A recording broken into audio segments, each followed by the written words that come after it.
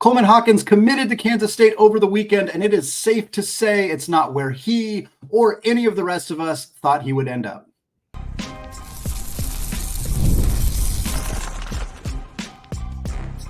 You are Locked On College Basketball, part of the Locked On Podcast Network.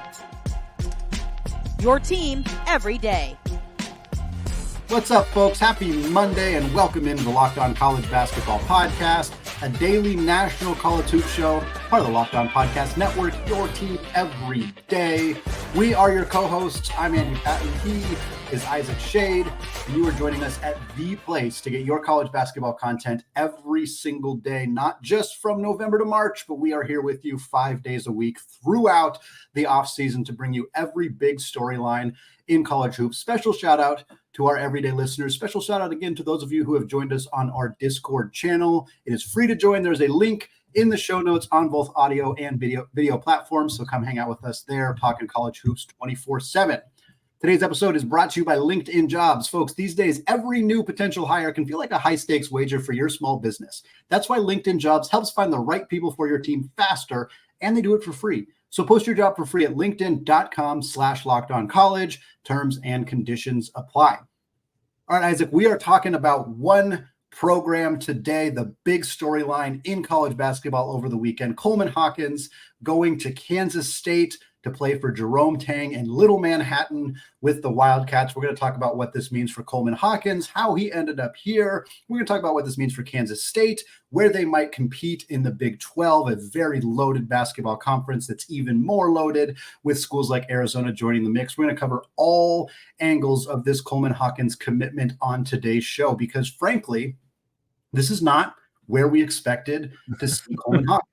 Coleman Hawkins spent the last 4 years of his career at Illinois. He was fantastic last year for the Illini, about 12 points, 6 boards a game, very good three-point shooter as a stretch four. He declared for the NBA draft, really kind of seemed like he was leaning in the direction of beginning his professional career, but ultimately decides to return to school, makes a big stink about what decisions he's going to make, says, I'm not going back to the Big Ten. I'm not going to the Big East. I want to go to a football school. I want to make a bunch of money. And it was more his agent that was pushing the money element of things. Certainly Coleman had an investment in that as well, but it was, hey, we want to beat Great Osabor's record. Great Osabor, of course, followed Danny Sprinkle from Utah State to Washington, reportedly signed for about $2 million. And it sounds like Coleman Hawkins was able to top or at least come very close to that $2 million mark signing with Kansas State. Isaac, what was your reaction to seeing Coleman Hawkins end up playing for Jerome Tang and the Cats? Huh? And I don't say that as in I don't understand your question. I say that to answer your question, Andy. This is unequivocally not where Coleman probably thought he would end up, and I can say certainly for myself because I'm the only one whose head I'm inside of. That Andy, thinking back to last year where he was a late withdrawal from the NBA draft, doing so again, where as you said, he demonstratively said my desire is to stay in this draft. I don't want to go back to school. Ultimately does. He was, in fact, a late addition to the transfer portal to keep his options open.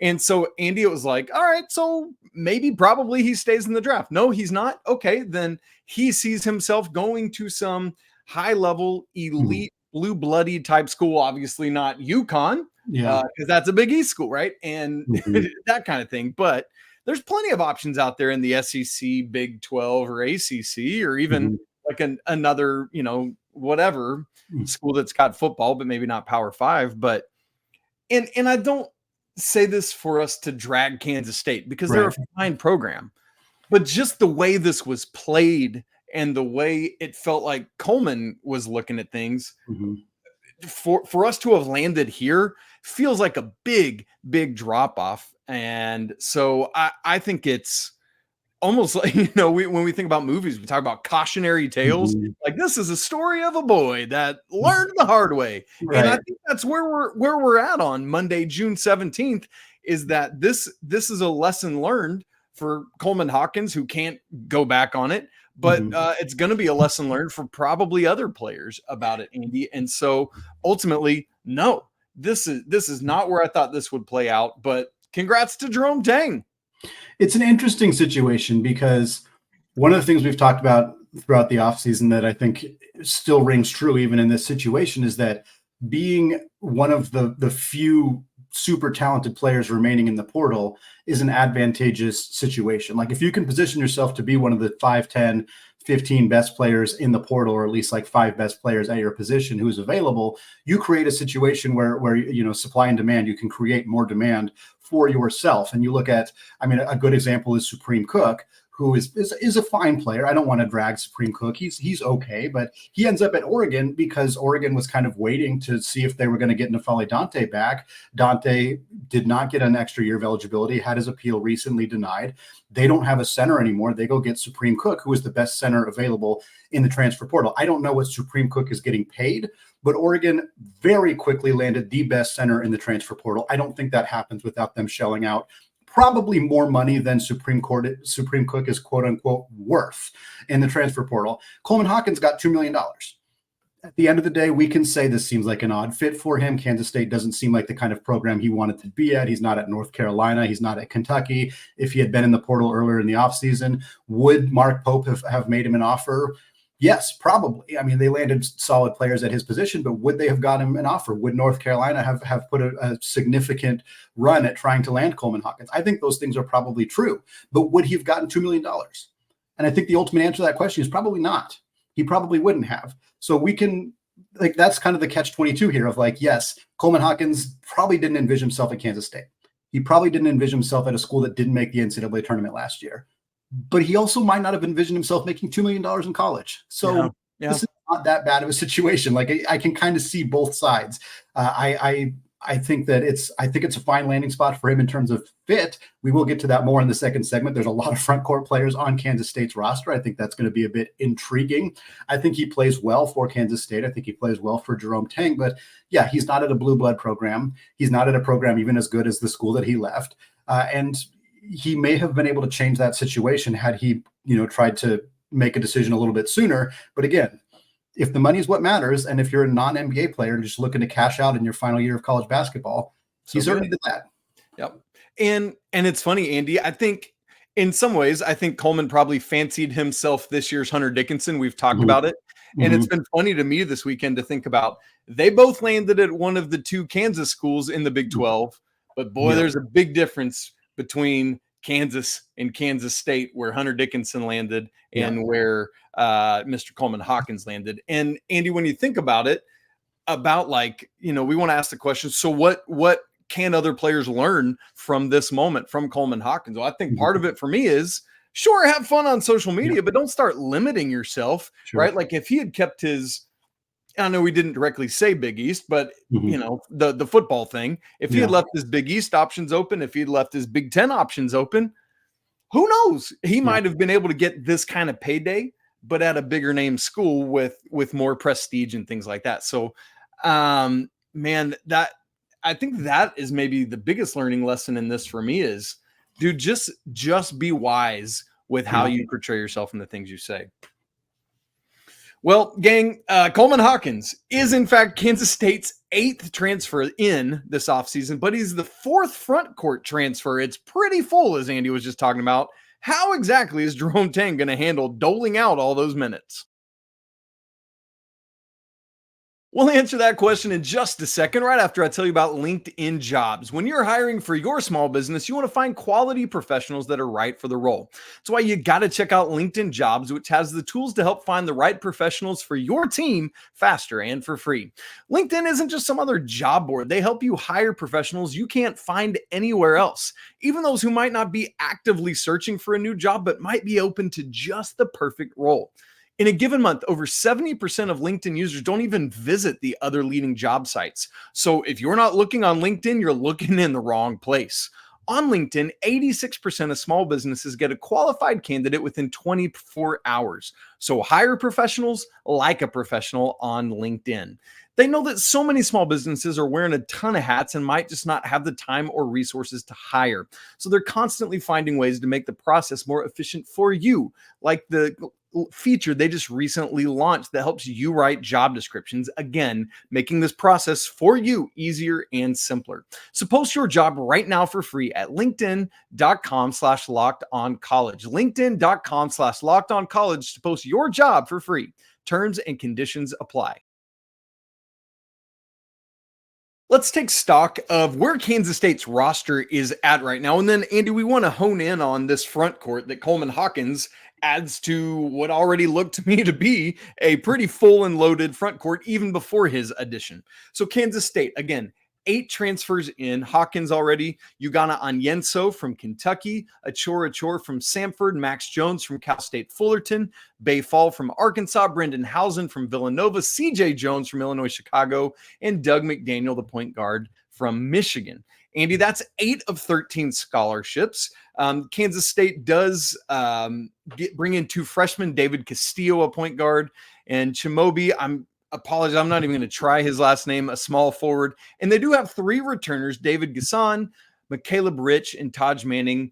Rich and Manning didn't really factor in at all for K-State last year, and Gasson had 21 starts, played 27 and a half minutes a game and 7.8 points. So, Andy, we'll get to the, oh, wow, that's all 13 scholarships of it all here in a second. But my first question is, with having already Onyenso, Achor, and Bay Fall, and then you bring in Coleman Hawkins into that mix, Andy, is that too much? Too much talent? Too many minutes to try to go around? Yeah, it's interesting. I think the majority of college basketball programs, I feel like, kind of do a 3 big man rotation. You have your starting center, your starting power forward, and then a backup. And in the backup, usually a backup center, and then maybe you can play some small ball 4 lineups with one of your small forwards. You can kind of slide up to the wing, or we see a lot of 3 guard lineups in college basketball. You can kind of get away with that: 3 guards, a wing, and then a center or a post. And Kansas State, I'm not sure that they have that option. They have players who could fill those roles, but they have too many bigs. And I think it's going to be really interesting to see how this shakes out. Onyenso is a player who partially transferred from Kentucky because he wanted a bigger role. He wanted more minutes. He was kind of a bit player at Kentucky, one of the most efficient shot blockers in the country, 2.8 blocks a game in like 14 or 15 minutes per game.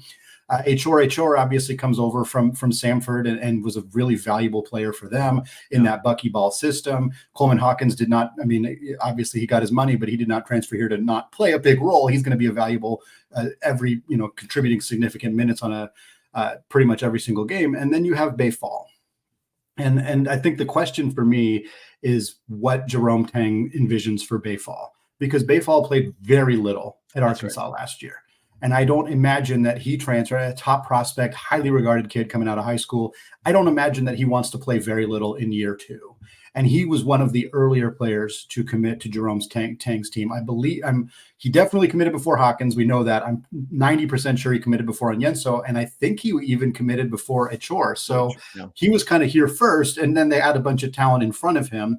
And now, I think looking at this, it's pretty clear to me he's the 4th big in a lineup where that may not lead to very many minutes. I don't know if Tang envisions trying to play Achor or Hawkins at the 3.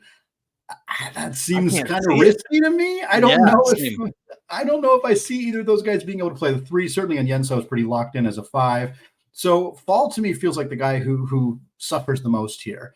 I think he still probably plays a little bit more than he did at Arkansas, which was very little. But I wouldn't blame him for being a little frustrated right now if he committed to this program when they didn't have anybody in the front court. When they, I think Kaluma was still in the mix. They didn't know that he was going to transfer. But regardless, Fall came to Manhattan expecting to play more minutes than I think he's going to play. I don't think that's an unreasonable thing to assume, and I think that that's fair to feel frustrated on his behalf, whether that means he re-enters the portal, which technically I believe, unless he has signed paperwork and or started classes, technically he could do that, or if he's just going to be locked into another year not getting a whole lot of minutes. But it feels to me like he's the biggest loser, for lack of a better word, in this situation with Hawkins committing. I agree. Like in terms of just like odd man out. But what's interesting to me is I would imagine Onyenso is your starting 5, and then it's between Hawkins and Achor for the starting 4. And like you said, I'm not shelling out $2 million to have a dude come sit on my bench. Right. But Achor is an insanely experienced and capable player from Samford it's going to translate up to this level. Like, let's not miss that. Last year at Samford for Achor, 33 games played, started every one of them, 22.7 minutes a game, 16.1 points, 6 boards, 1.5 assists, 1.8 blocks, blistered over 43% from 3. And it's like, that dude's going to be sitting on the bench. So in some way, yeah, Bay Fall's the odd man out, but it's really, I think, a Chor in some ways that might even be more frustrated because of how much production he's already had at the collegiate level, that unless, as you said, these three dudes can go 3, 4, or 5, a Chor might be the odd man looking out like, dude, this sucks, right? And I mean, who knows how this roster is going to come together, but man, I'm really curious to see what's going to happen with that. Andy, anything else on the front court before we look at the, like, not only managing the front court, but managing the 13 scholarships of it all? Yeah, I would just acknowledge that David Gesson is 6'9" and averaged about 7 rebounds a game last year too. So it's like he's kind of a 3-4 hybrid, but he kind of plays like a power forward. And Hawkins, and I mean, it's just a lot of players in that front court, and the depth in the backcourt is good too, especially if you're a believer in Tang's ability to get the most out of those mid-major transfer guards, which is something he has had a lot of success with. Obviously, I think you expect Doug McDaniel's going to be good because he was really good at Michigan last year. But the Joneses, Max Jones and CJ Jones, were both highly productive mid-major players at UIC and Fullerton, and I think they're going to be productive too. But they're more backcourt, so I don't think they're going to kind of interfere with the front court. But man, there's too many mouths to feed in that front court, and I'm curious how whatever decision they make, whether it is having a Chor come off the bench or trying to start 3 bigs, it's going to impact that backcourt as well. And I think there's a lot of talent on this roster, and ultimately Jerome Tang has got a lot of work to do to figure out how to make these pieces fit together, because if it works, this is one of the better teams in the Big 12, and I know we'll get to that in the final segment. But if it doesn't work, you might have a lot of really unhappy campers. And I don't want to say it's going to go this bad because there was a lot of external factors at Arkansas, but last year went really bad at Arkansas, and people were praising that transfer portal class. Getting a lot of good players in the transfer portal does not automatically equal success. And Jerome Tang's have to figure out how to get all these pieces to work together, because right now on paper, it's a little tough to see. Yeah. And I mean, even these freshmen coming in, I mean, neither of them are slumps or slouches, And so, I mean, it's like, good grief, dude. Yeah. I would imagine, we've got, 6 transfers out of Kansas State from this year. I would imagine, Andy, we're going to wind up having a whole bunch more at the end of the 24-25 season. I mean, it's just, I know some of that is, are you as a program okay with that? And I think that is part of the conversation of our new era. Are programs going to try to be programs that keep and develop and maintain players, or are there some programs that are just going to be okay knowing, kind of similar to what Kentucky and Duke have done in a high school one and done sort of way? Are there programs that are going to be okay being one and done in a transfer portal sort of way? And I would imagine, I'm not saying that Kansas State is necessarily going to lean into that year in and year out, but I think we're going to see programs that do that. Yeah, 100%. Just looking at what I'm trying to project a starting lineup here to kind of finish off this segment, and I'm like struggling. I think Onyenso at the 5, Hawkins at the 4. I think you're set there. Doug McDaniel at the 1. And then the 2-3 is kind of tough. Do you just Gesson start at the 3, and then does Howson start at the 2? That's kind of the direction I'm leaning. That way you would have a Chor off the bench. You'd have the 2 Joneses off the bench. You would have Bay Fall off the bench. That's probably your rotation right there. The 2 returners who didn't play much, that stays in the same spot. The 2 freshmen don't play much either. That's my best guess, but there's a lot of different ways that could shake out. Yeah, man. We will, you know what? Practice is going to be fun, and I'd love to be a fly on the wall for those. Well, what I want to talk about now, Isaac, is with this collection of players, with this group, with this 13 full scholarships, how in the heck is this team going to do in the incredibly loaded, top-heavy Big 12 conference? We're going to get to that in just a second.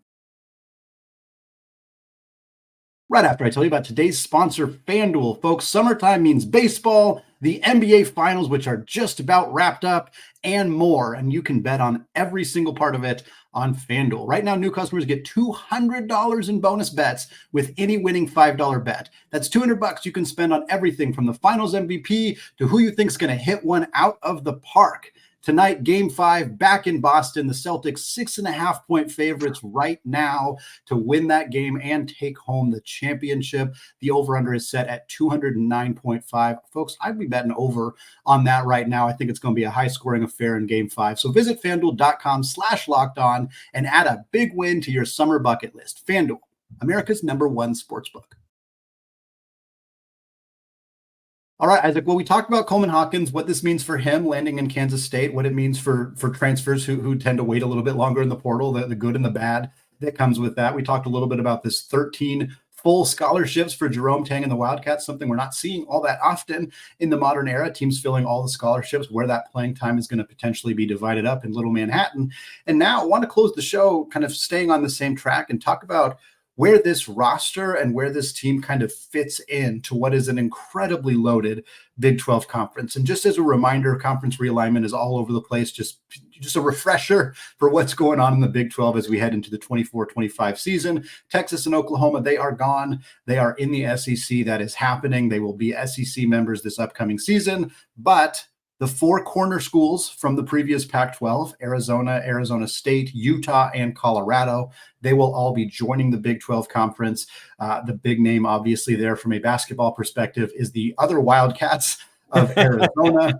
Two Wildcats now in the conference. We'll kind of talk about where Kansas State looks and particularly how they compare to that Arizona team as well. But this is a really good roster. I think it's totally fair to say that. I think Doug McDaniel's a tremendous point guard coming into this program. Jerome Tang has done some awesome stuff with transfer point guards in the past, with Noel, with Tyler Perry last year. Certainly Coleman Hawkins is very good. We're not trying to put him down at all. He's very talented, and Yenso is very talented. This is a really good roster. But the Big 12, Isaac, I mean, can anybody compete with the top five in a conference that includes Kansas, Houston, Iowa State, Baylor, and Arizona? I mean, that is an incredible group of five teams. And I have a hard time imagining anybody, including this very deep and talented Kansas State team, kind of pushing into that conversation. Andy, and especially so, and I think the big reason I would say no to that question directly is because yes, those schools, a lot of them are bringing in and relying on some other transfer talent or freshman talent. Like I think of Baylor, who will undoubtedly lean heavily on Jeremy Roach and Norchad Omier and incoming freshman VJ Edgecombe. We're excited about all three of those dudes and what they'll bring. But it's not 8 transfers and 2 incoming freshmen, right? And so, and some of these others are bringing others in. But a lot of, like Iowa State, man, that core is intact. I know they lose Omaha Billieu, who we expect didn't end up doing a ton last year for the Cyclones, honestly. And so I think that is part of the big question mark for me with Kansas State is, yes, I see the talent, but as is so true with teams that are highly dependent on, we're bringing in a whole new crop and it's all got to fit, kind of similar to what you saw last year ahead of time with Arkansas, Andy. How does this come together and fit? And until I see it, there's no way I can put Kansas State above those 5 schools of Kansas, Houston, Iowa State, Baylor, and Arizona. I don't see them cracking the top 5. But Andy, if we're looking at it in terms of like a top 5, a middle 6, and a bottom 5, give me middle 6 for Kansas State. Somewhere from 6 to 11, I think, is the appropriate landing spot. Yeah, I would agree with that. And I think part of it is I think that what we're starting to see, and we still need more years of data to really be able to parse this out, but I think it's fairly reasonable to come to the conclusion that the best way to build a roster is by supplementing your roster with transfers as opposed to rebuilding entirely. Absolutely. And some teams don't have that option. I mean, we were saying here, Kansas State, too many transfers, et cetera, et cetera. They lost 6 guys to the portal. They lost multiple other guys who graduated. Like you need to fill out a roster. And so at some point, Kentucky and Louisville, obviously, like those teams get a pass because every single scholarship player left. So you're going to have to replenish with transfers. Like that is totally reasonable. But looking at this top 5, all of these teams bring back more talent than Kansas State, every single one of them. And they also bring in high-level transfers. I think Kansas is an example of a roster that is built the way that we're kind of talking about. Like obviously Hunter Dickinson was a transfer addition, but there's continuity with him coming back. KJ Adams and DeJuan Harris, there's continuity with those guys coming back. They have some younger guys who might step into bigger roles like Jamari McDowell, but then they also bring in guys to fix the holes on their roster. They had a hole at the small forward spot. They bring in AJ Storr. They had a hole at the shooting guard spot. They bring in Zeke Mayo and Rylan Griffin. Like they fill spots on their roster with transfers. They bring in high-level freshmen that develop within the system, and they kind of have a concoction of a roster built that way. And I mean, it's similar with Houston. LJ Cryer returns. They got some freshmen coming in. They got Juwan Francis comes back. Terrence Arsenault is going to be healthy. Like they have a nice mix. Iowa State replaces Omaha Biliew with Joshua Jefferson, a transfer from St. Mary's, who's a really good fit in that system. Arizona has had to bring in a bunch of transfers because they lost a ton of talent, but they also bring back Caleb Love. Like, you need to have some kind of balance, and we'll see how those teams do. Obviously, there's no proof that we're saying, oh, this is the perfect roster construction. Well, if it doesn't work, we may have to revisit that conversation. But I think it feels like that is a more sustainable model than the 8, 6, 7, 8, 9, 10 transfer, turnover year over year. So Kansas State, to me, a lot of how this season goes is going to ride on Jerome Tang's ability to get these pieces to fit, to get guys to be happy with the amount of playing time they're getting, the amount of touches they're getting, like the position that they're playing, if they're trying to play guys out of position and stuff like that. I think it's a fairly safe bet to put them in that middle group between 6 and 11, because I don't see them cracking the top 5. I think that would be very unlikely. And when you talk about those middle 6 teams, you're talking Texas Tech, you're talking TCU, you're talking what I think is going to be a pretty good BYU team. Like, there's a lot of good teams in that mix, but Kansas State, I think, even in their worst season, if things go completely awry, yeah, they maybe finish in the bottom 5, but I think it's fairly safe to project them somewhere in the middle, because I think the bottom 5 teams, I'm not very confident about Utah. I'm not West Virginia is rebuilt, and I like Darian DeVries, but I'm not super confident about that roster at this point. Central Florida, same thing, like the direction they're going. Not sure I see them kind of getting out of that bottom half. So I think Arizona State, kind of same thing. So I think they're probably in the middle, but it feels like a lot of variety on that roster just because of how new it is and how little continuity they have. And in that vein of talking about Jerome Tang, it's going to be a really interesting year, because this is year 3, and we've had 2 pretty different years in 1 and 2. Let me just quickly run it back. 22-23, his first year in Little Manhattan, 26-10, 11-7 in the Big 12. They were tied for 3rd, a 3 seed in the NCAA tournament. Went to the Elite 8 in MSG, lost a great game to FAU, with Marquise Noel becoming the king of New York. Last year, though, 19-15 overall, 8-10 in the Big 12, tied for 9th in the conference, lost to Iowa in the first round of the NIT. And Andy, as I just dug in a little bit, I was reminded that the big difference was offensive efficiency. How about this? Defensive efficiency has stayed almost exactly the same in the 2 years under Jerome Tang, 27th his first year, 25th last year. The difference, the offensive efficiency, 37th in year 1, 139 last year. So Andy, what are you expecting? Is the reality one of those two or somewhere in between? Yeah, I think a lot of it comes down to the point guard play, and that's Tyler Perry is a good point guard. He was good last year. It wasn't like he was a significant problem, but they didn't have Naquan Tomlin, which I think hurt them a lot in the early part of the season. I mean, they didn't have him all year long. But I do think that Noel just really, really kind of helped erase any mistakes that team was making. He was so fluid, so dynamic as an offensive player for that squad. So I think Doug McDaniel is the big we've talked a bunch about Coleman Hawkins, obviously, for good reason, but this team, the straw that stirs the drink for this team is going to be Doug McDaniel. And Jerome Tang has done really wonderful things with guards in the last couple of years. He seems to be really good at getting guys in and getting them in positions to succeed. And Doug McDaniel has already succeeded. Like he didn't just succeed at a mid-major school. He succeeded at Michigan. Like he has proven he can do it at the highest level. So I'm very excited to see what he looks like in this program. I think this team is a better offensive team than 139th. I think it's pretty safe. I feel pretty confident in saying that.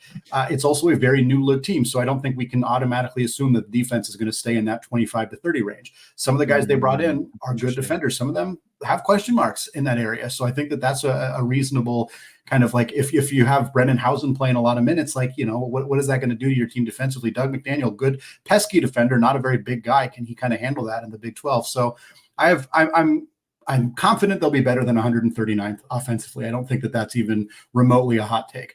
I'm not as confident that they'll sit in that 25 to 30 range defensively, which means I think the offense has to not only improve, but improve fairly dramatically. I think they need to be a top 40 offensive team and still stay in the top 40 defensively. If they can do that, yeah, they're competing. Because again, you can finish 8th in the Big 12 and still get a top 7 seed in March. Like that's the reality of this conference this year. So I think they're still going to be a team that contends for a single digit seed in March. But yeah, I think they got to prove that offense can improve quite a bit without that defense dropping too much. And Andy, let's be honest, we'd be lying if we said that we expected it ahead of the 22-23 season either. True. Deontay Johnson returned to form. Let's not forget what a dude he was to go along with Marquise Noel. What a Batman and Batman situation that was. And so I think that's the thing. Like if Coleman Hawkins could be a dude, or if Achor can be a dude, man, this team could be something, but we just got to see it come together. And that's part of the weirdness of the transfer portal era, but I think part of the excitement of it too is the unknown and the unexpected. And that's why we're here, is to hang out and talk about it all off season long until it starts coming together in October and we see it on the floor in November. So stick with us this whole off season as we have all sorts of fun conversations like this. If you're not subscribed to the show on audio and video, please go do that right now. If you're not part of the Locked On College Basketball Discord family, we'd love to have you come join us. The link's in the show notes and it's free to join. Come on in. The water's fine. Well, as always, we want to say apologies to the Lawyer family. Hey, let's go Wildcats. What a day to talk about the Wildcats. We'll be back with you tomorrow, but until then, peace.